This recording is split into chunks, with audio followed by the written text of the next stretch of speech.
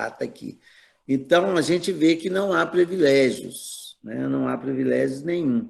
Há muito trabalho, muita dedicação, abnegação, né? É os conselhos que nós adquirimos no Evangelho, para que a gente possa sair vitorioso das tarefas, às vezes mínimas, menores que nós temos na Terra, né?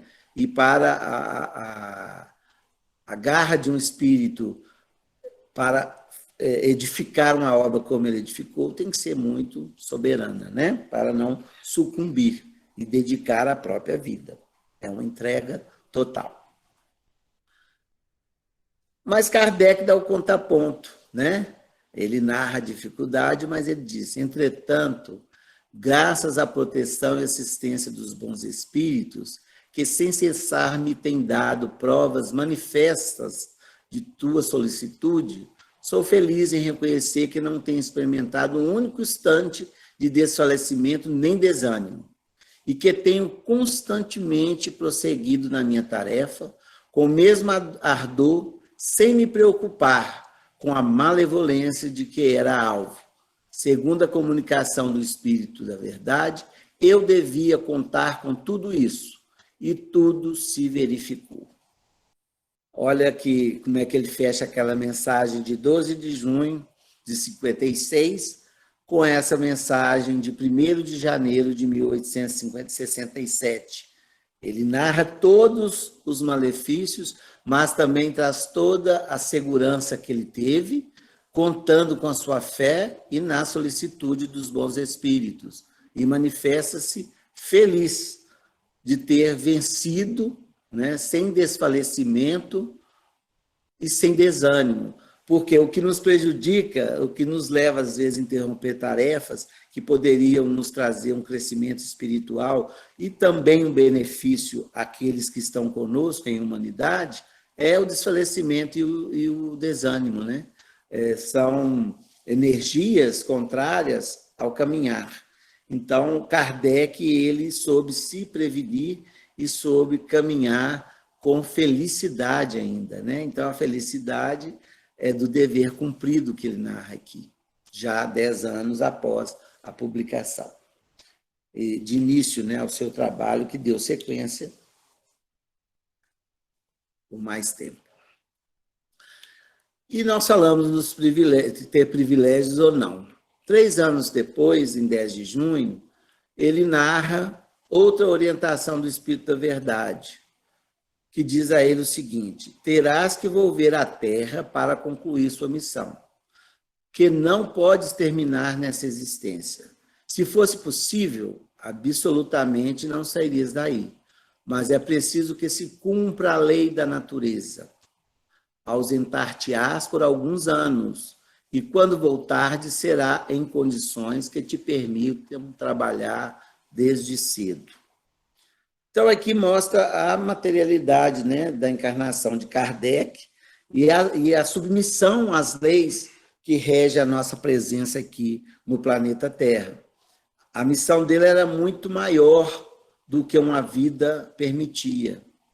Então, o que ele falia, ele teria que cumprir, né? Ele não teria privilégios de viver muito devido ao próprio desgaste que já era submetido o seu corpo físico, que era o seu instrumento de trabalho, né? Ou pelo menos de apresentar o trabalho na materialidade. Ele precisaria desencarnar devido ao próprio desgaste que ele já teria. Se a espiritualidade pudesse, ainda permitiria que ele ficasse, que ele não sairia tão cedo. Mas eles criariam situações que iriam permitir que ele continuasse o seu trabalho de solidificação da doutrina dos espíritos para a humanidade. Bom, meus amigos, e as notícias de Allan Kardec, né? Ele deixou essa obra toda, mas se a missão não estava cumprida, ele volta a pronunciar. E o interessante é que ele fala para os espíritas do Brasil.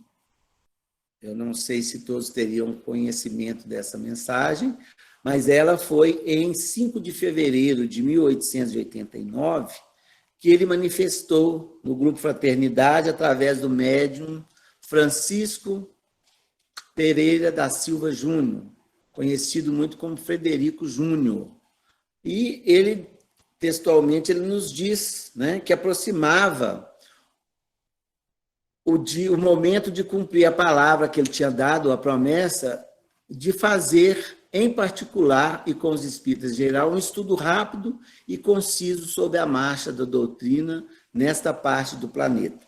Ora, aqui dá a nos entender que Kardec já tinha anunciado essa presença a esse grupo que estava, então, trabalhando para a implantação da doutrina espírita no Brasil, inclusive o doutor Bezerra de Menezes fazia parte desse grupo, e Kardec, ele anuncia que estava presente em 5 de fevereiro de 1889.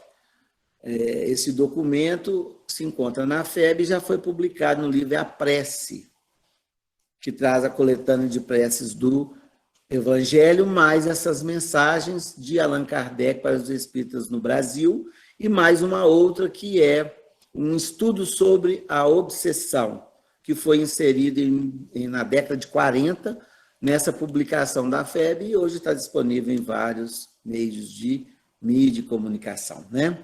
Então, ele veio cumprir uma promessa a 5 de fevereiro de 1889. Ele desencarnou em 1869. E ele fala aqui um trecho da mensagem, como nós estamos falando sobre Kardec para os espíritas no Brasil, olha o chamamento que ele tem nessa mensagem. Sendo assim, a esse pedaço de terra que chamamos Brasil, foi dada também a revelação da revelação, firmando os vossos espíritos, antes de encarnarem, compromissos que ainda vos obrigastes, e perdoai o que diga, tendes mesmo retardado o cumprimento deles e de graves deveres, levados por sentimentos que não convém agora prescrutar. Bom, ele dá um puxão de orelha, né? Que a tarefa estava um pouco atrasada, que todos que ali estavam tinham compromissos reencarnatórios adquiridos antes do nascimento. E ele veio justamente no momento em que precisava de consolidar. Nós vamos ver essa narrativa sobre as dificuldades de estabelecer o espiritismo no Brasil, sobre a questão dos grupos, a origem da FEB, o trabalho do doutor Bezerra de Menezes. Nós vamos ver no Brasil, Coração do Mundo, Pátria do Evangelho, né, que narra as dificuldades de Ismael com a implantação do Evangelho através do Espiritismo na terra do Cruzeiro, no Brasil, Coração do Mundo, Pátria do Evangelho. Então, tudo se interliga nas explicações dos Espíritos. Meus amigos, nós vamos ter também uma outra notícia de Kardec. Essa Aura Celeste foi uma médium que trabalhou bastante junto à FEB, e nós temos uma mensagem que ela recebeu atribuída a Tiago, chamado Apóstolo, numa comunicação datada de 1921, na sede da Federação Espírita Brasileira, e foi publicada no Reformador da época. Então, a Aura Celeste recebe esse espírito de Tiago que fala o seguinte: pois bem, meus amigos, a esse espírito cujo advento rememorais não está mais no seio da imortalidade. Já se encontra de novo nessa oficina de trabalho. Ele ora e espera levar avante a sua obra. Eles não o conhecem, porque assim é a vontade de Deus. Kardec trabalha e trabalha com a atividade do alto do espaço, baixam bênçãos para fortalecê-lo e ampará-lo na continuação da sua tarefa. Nós estamos vendo aqui essa confirmação do que Kardec recebeu do Espírito da Verdade e do que ele mesmo disse, através da mediunidade de Frederico Júnior. Então, em 1921, nas comemorações do nascimento de Kardec, o espírito de Tiago, através de aura celeste, nos dá essa informação, né? E também teremos uma outra notícia dele em 1942. E, por incrível que pareça, aí a aura celeste, que já era o espírito comunicante, né? É a Adelaide Augusta Cama, aura celeste. Ela tinha, aliás, desculpa, ela tinha o nome de Adelaide, né? Está no livro do Além, Comunicações Mediúnicas, 19º Fascículo, no Rio de Janeiro, de 1942. E quem vem trazer essa informação é Viana de Carvalho, né? Bem conhecido no meio espírita, com várias mensagens recebidas pelo médium Francisco Cândido Xavier. Então, em 1942, Viana de Carvalho diz o seguinte: amigos, hoje que se comemora o nascimento terreno do espírito de Allan Kardec, é justo que todo espírito se recorde do que lhe deve e faça uma prece a Deus para que esse homem, que atualmente se encontra na Terra, possa seguir a trajetória que lhe toca cumprindo o seu dever. Parabéns a todos os homens. Viana de Carvalho. Então, em 42, também nas comemorações kardecianas, Viana de Carvalho vem nos informar da presença de Kardec trabalhando para a doutrina espírita, como o Espírito da Verdade havia previsto. E temos também uma outra lembrança muito valorosa do nosso querido Bezerra de Menezes, que está no livro 100 Anos de Amor. E essa mensagem, ela se reporta a esse dia 3 de outubro, em comemoração aos heróis do cristianismo, segundo nos traz Bezerra de Menezes. Ele traz a mensagem e diz o seguinte: estamos em outubro com a necessidade de lembrar de 2 heróis do cristianismo, Allan Kardec e Francisco de Assis. O primeiro foi o explicador dos ensinos do mestre. O segundo foi aquele que soube vivenciar o evangelho. São esses missionários recordados agora em 3 de outubro, nos anos de 1869, que foi o desencarne de Kardec, e o outro em 1226, que foi o desencarne de Francisco de Assis, para convidar-vos à felicidade, ao trabalho, à tolerância e à persistência. Bezerra de Menezes.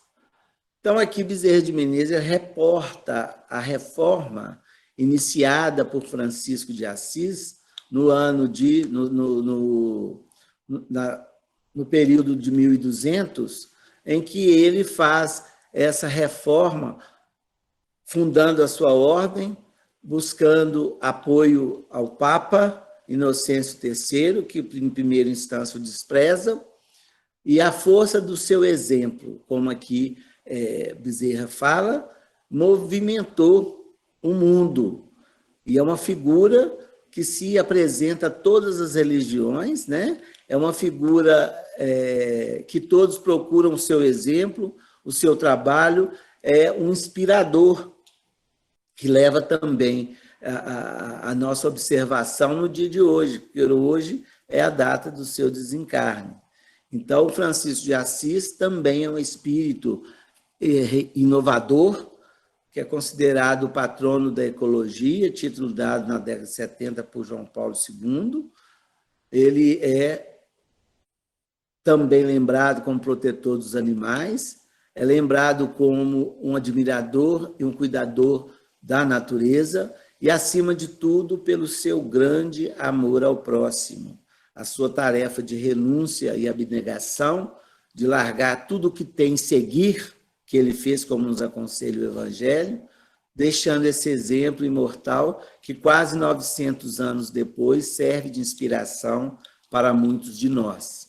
E Allan Kardec também, que foi um outro, né, reformista, que veio acrescentar, como Jesus prometeu, o Consolador prometido, que não tinha como revelar todas as leis naquela época, que viria para ficar conosco até o fim dos tempos. Então, 2 espíritos que recebe a nossa reverência nesse 3 de outubro, né? E vamos ver também como nos foi trazido ao Brasil as expectativas do alto a favor do Brasil, que nos é trazido por Humberto de Campos, no livro Brasil, Coração do Mundo, Pátria do Evangelho, né, no capítulo chamado Advento do Consolador. O século atual, como sabeis, vai ser assinalado pelo advento do Consolador à face da Terra. Nesses 100 anos se efetuarão os grandes movimentos preparatórios para os outros 100 que hão de vir. Então, eles se comprometeram em 200 anos, né, de solidificação do Evangelho ou da doutrina dos Espíritos ante ao país considerado pátria do Evangelho. Então, é um esforço, o trabalho da espiritualidade em favor do Brasil.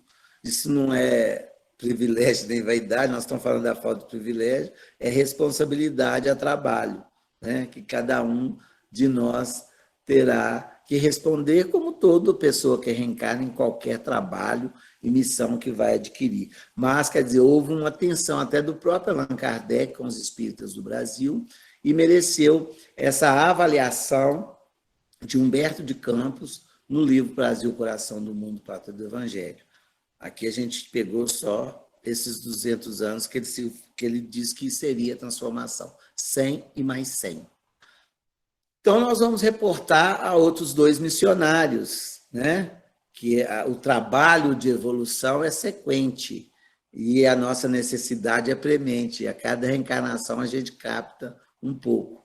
Então, nós tivemos nos primeiros 100 anos de Espiritismo no Brasil a presença ícone do Dr. Adolfo Bezerra de Menezes, né? Que consolida, que empresta o seu nome, empresta a sua personalidade, realiza uma obra, né, aos moldes daquele que ama o próximo e que larga tudo que tem e segue, como foi considerado o nosso Bezerra, o médico dos pobres. Em 2 de abril nasceu também Chico Xavier, de 1910. Então, o Bezerra de Menezes desencarna em 1900. Cumprindo aqueles primeiros 100 anos. Chico nasce em 1910, trazendo para a gente esse valoroso trabalho mediúnico e de exemplo na vivência do Evangelho de Jesus e das leis que regem o espírito, ampliando, esclarecendo, de acordo com as nossas possibilidades já intelectuais e morais daqui da Terra, marcando mais um período concitado ao crescimento espiritual, que a gente não pode dizer por quanto tempo, né, que vai necessitar dessas leis. Mas entramos no mundo de regeneração, entramos no século XXI com um exemplo, né, valoroso desse homem também, chamado Chico Xavier, que veio consolidar também a obra de Allan Kardec e a obra do Evangelho de Jesus na Terra, que mereceu também o esclarecimento de Humberto de Campos à descida desses 2 companheiros. Primeiro, o Dr. Bezerra de Menezes, em reunião no plano espiritual, narrada por Humberto de Campos, antes do seu reencarne, o que ele fala? Arregimentarás todos os elementos dispersos com as dedicações do teu espírito, a fim de que possamos criar o nosso núcleo de atividades espirituais dentro dos elevados propósitos da reforma e regeneração. E Bezerra nasce em Riacho de Sangue, no Ceará, né, em 1831, e tem toda a sua trajetória de um homem de sucesso, um médico. Ele teve várias funções, inclusive na política, como nós o sabemos, e ele se declara espírita na Guarda Velha do Rio de Janeiro, levantando essa polêmica, mas também solidificando o espiritismo através do seu exemplo, da sua obra, da sua dedicação, cumprindo o convite de Ismael para a reforma dos homens e regeneração, que é a nossa meta atual. E também, discretamente, no Brasil, Coração do Mundo, nós observamos essa passagem e nós vamos atribuir que se falava de Chico. Chico era o médium psicográfico do livro, não citaria o nome dele, como citou do doutor Bezerra de Menezes. Não ele, nem a espiritualidade, né? Mas fala o seguinte, deixa para a gente descobrir. Médios da mais obscura condição social e nas mais humildes profissões serão a se constituir instrumentos admiráveis nas mãos piedosas dos mensageiros do Senhor. Essa é uma observação nossa, mas eu acredito que Chico Xavier desempenhou esse papel, né, com grande sucesso, com grande perseverança, né, com grande alegria, com grande abnegação, sem desfalecer, como nós vimos que esses grandes espíritos trabalharam em prol do Evangelho de Jesus no mundo. Então, nós acreditamos que nessa passagem referiam a Chico, evidentemente pode ter outros médiuns, mas não podemos inovidar o destaque de Chico sobre o seu trabalho mediúnico. Tanto é que levou Chico, também a 3 de outubro de 2012, a nossa data, né, o 3 de outubro, portanto, há 8 anos atrás, 10 anos após o seu desencarne, ser eleito o maior brasileiro de todos os tempos. Um programa realizado pelo SBT, criado pela BBC de Londres. Então, Kardec foi o codificador, como nós vimos, e Chico também o exemplificador, né? Exemplificou todo o Evangelho de Jesus, toda a doutrina de luz e tudo aquilo que ele escreveu. Tanto é que, num país católico, se diz católico, né, Chico obteve 71,4% do número de votos, concorrendo com várias personalidades.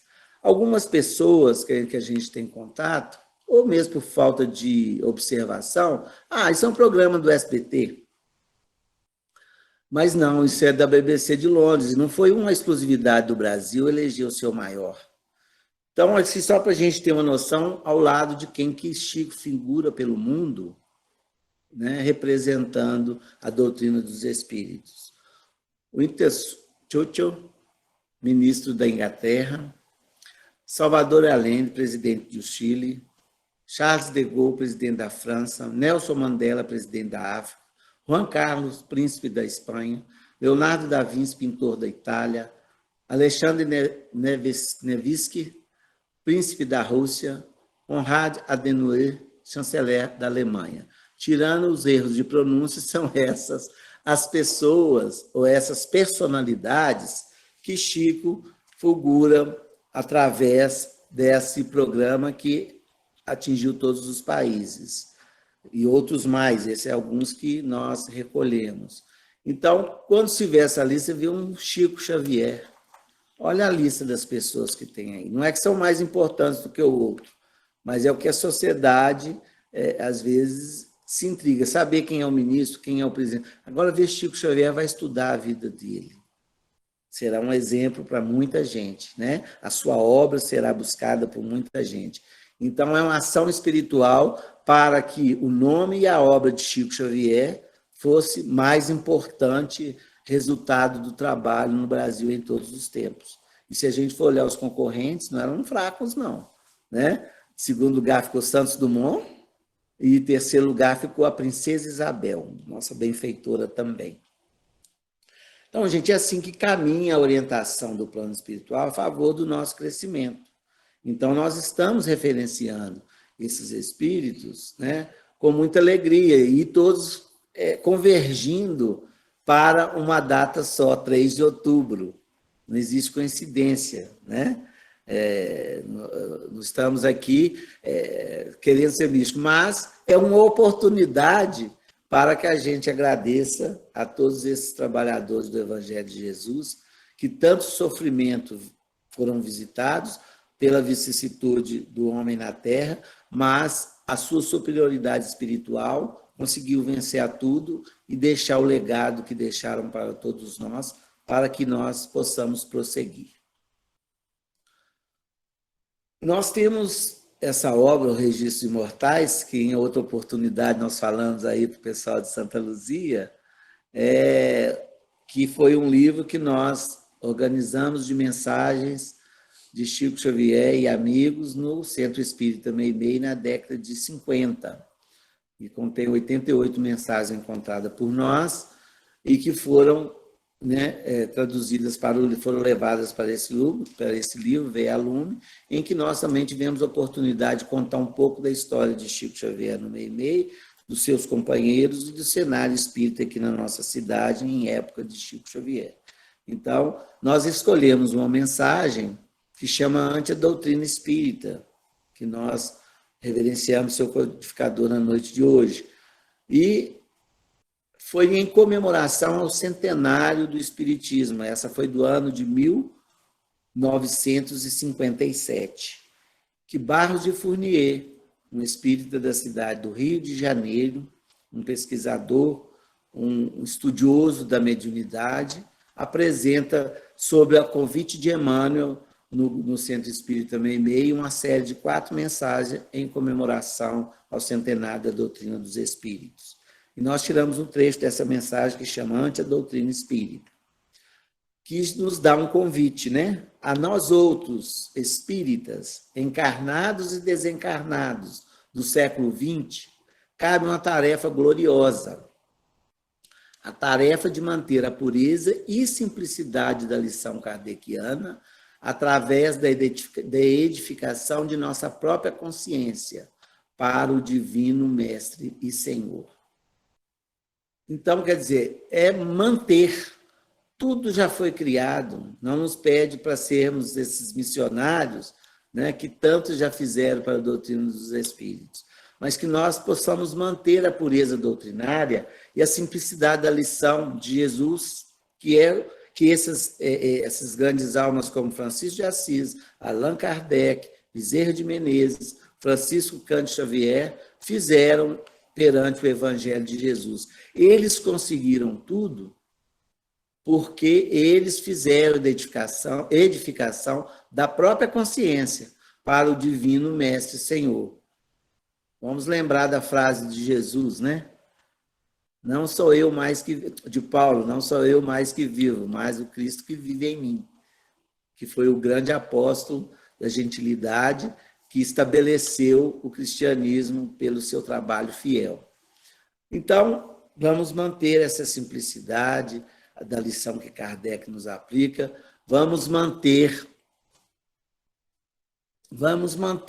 o nosso interesse, a nossa vontade de estudo presente sempre e da nossa atitude perante a doutrina dos Espíritos.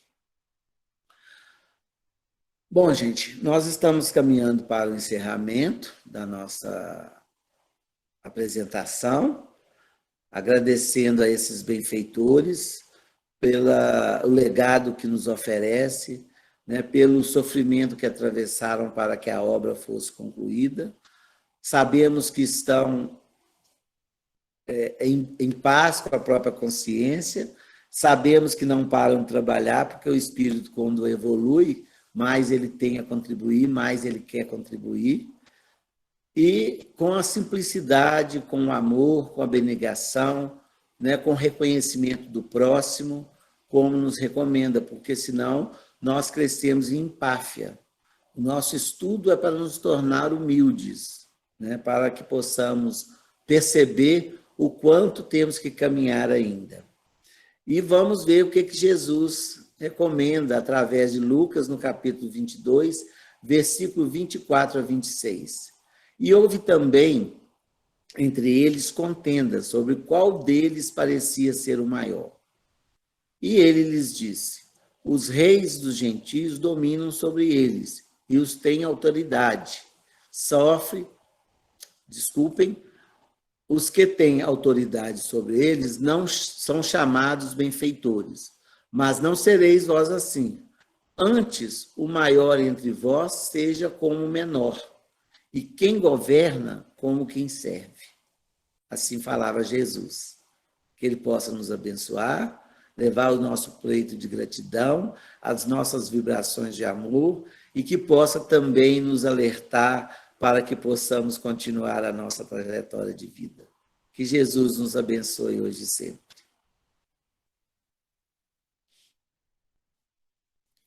Bom, Wagner. Agora aguardo você, meu querido. Então, nós vamos passar para a nossa prece final. Fica o nosso agradecimento. Eu queria também reiterar aqui que o Eugênio é um companheiro já de muitos anos, tem participado conosco nas atividades do movimento, aqui do nosso CRE, e agora trabalhando pelo próprio CRE, né, que está vinculado a Pedro Leopoldo, mas é um companheiro que sempre tem feito assim, um grande trabalho. E ele mencionou o livro que ele organizou, foi organizado por ele, e ficou, assim, é um livro muito bacana, muito... quem tiver oportunidade, fica aí o nosso convite. O livro é Registros Imortais, é Chico Xavier, Registros Imortais.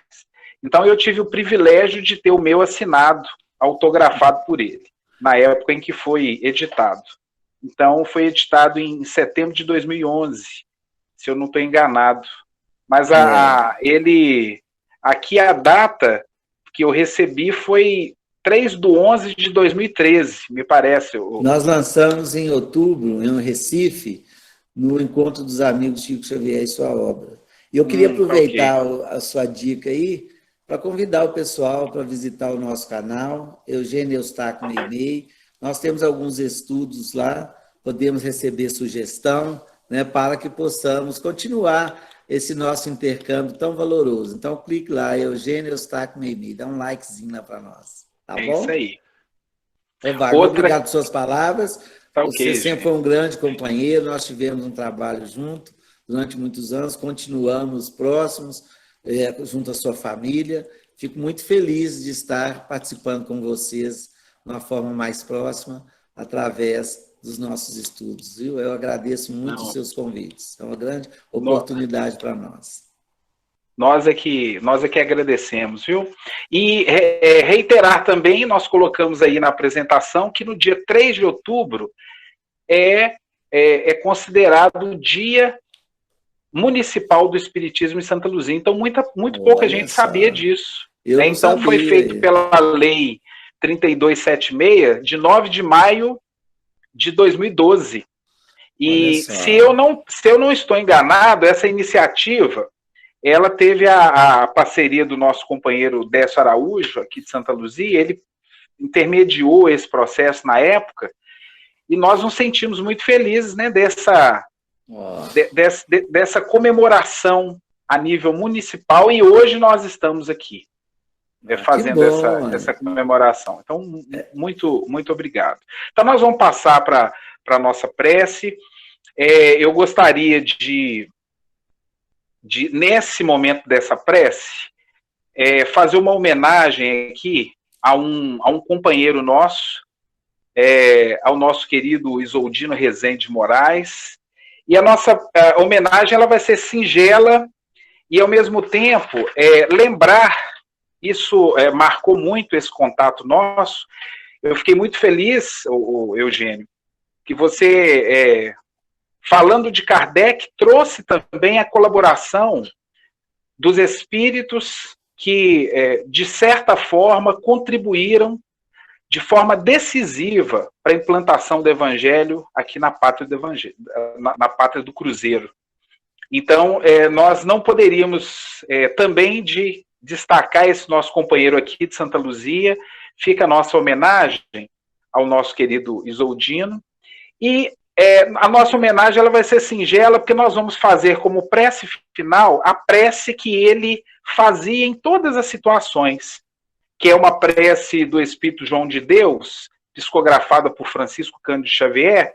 Então, todas as vezes, por incrível que pareça, que eu me lembro de Isoldino, da sua dificuldade na implantação do Eurípides Barçanufo, isso bem lá atrás, né, no movimento espírita, na implantação da gráfica, na sua edição das obras, que ele, juntamente com os Espíritos, psicografou, fica essa prece que nós vamos utilizar como encerramento, e nós gostaríamos que cada um de vocês que estão aqui conosco pudesse dirigir essa prece ao nosso irmão Isoldino, recém-desencarnado, e que essa prece também possa envolver a todos os companheiros vitimados hoje pela Covid, a todos os lares, a todos aqueles que passam por provações físicas, todos aqueles que passam por provações morais, todos aqueles que se encontram nas vielas públicas, nos presídios, e que passam por dificuldades as mais possíveis. Meu Senhor, sábio dos sábios, Pai de toda a criação, põe a doçura em meus lábios e a fé no meu coração. Sol de amor que me conduz na vida em que me agasalho. Enche os meus olhos de luz e as minhas mãos de trabalho.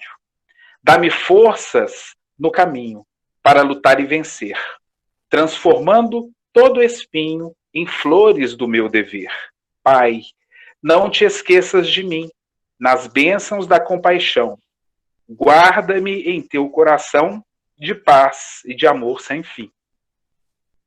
Muito obrigado a todos, e fica um beijo no coração e muita paz, e obrigado a todos. Obrigado aqui essas considerações no chat, colocando aí para você, Eugênio, abraços, né, agradecendo a sua participação.